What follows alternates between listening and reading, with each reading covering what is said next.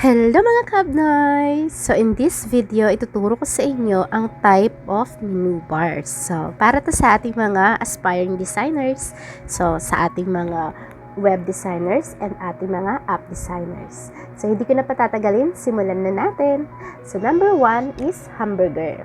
So bakit pa hamburger? Kung nakikita niyo yung 3 lines na yan, yung dalawang lines, yung top and bottom, ito yung nagsisilbing bun, and then yung burger, yung meat, yung nasa center. Kaya tinawag siyang hamburger.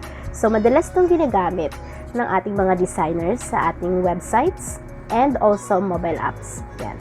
Ito talaga yung gamit na gamit, pinakasikat na menu bar na meron tayo. So, makikita niyo yan. Mostly, mga websites. Yan.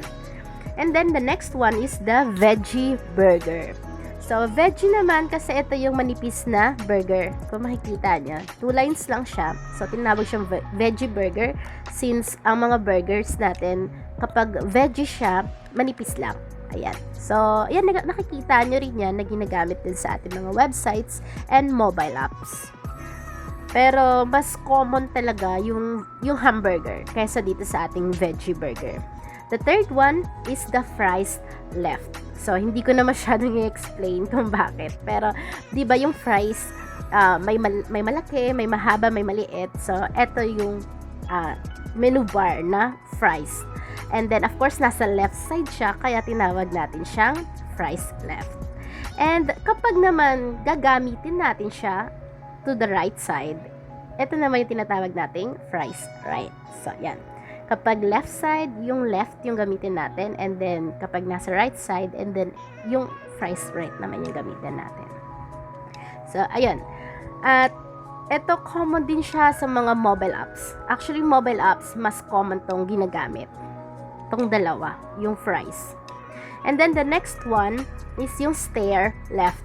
So, eto kaya stair kasi mukha siyang hagdan. Kung makikita nyo, hindi pantay-pantay yung ating mga lines. Meron siyang mukhang baitang, so kaya stair.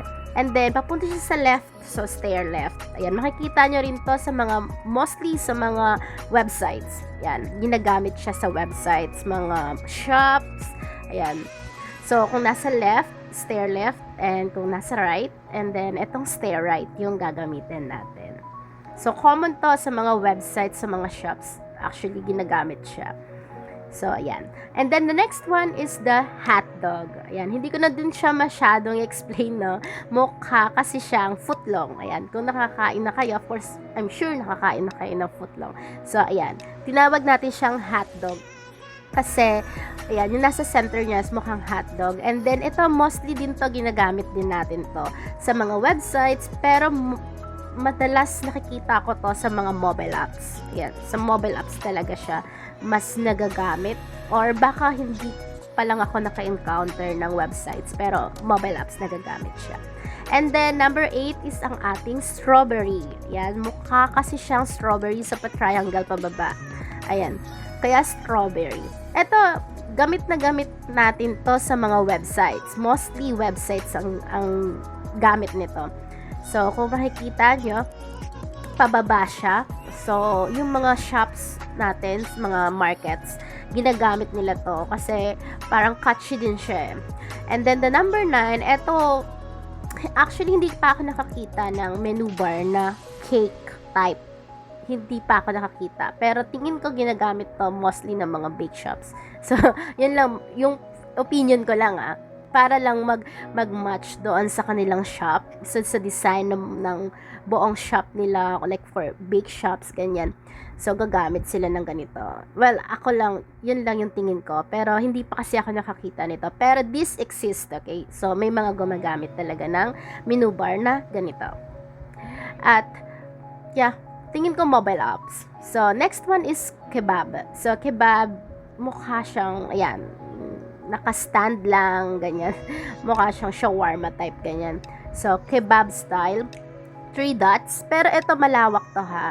Itong number 10 natin na menu bar, malawak siya. Actually, this is not just menu bar. Ginagamit din natin siya for actions, for functions. So, yan, ginagamit din sa mga ganyang type.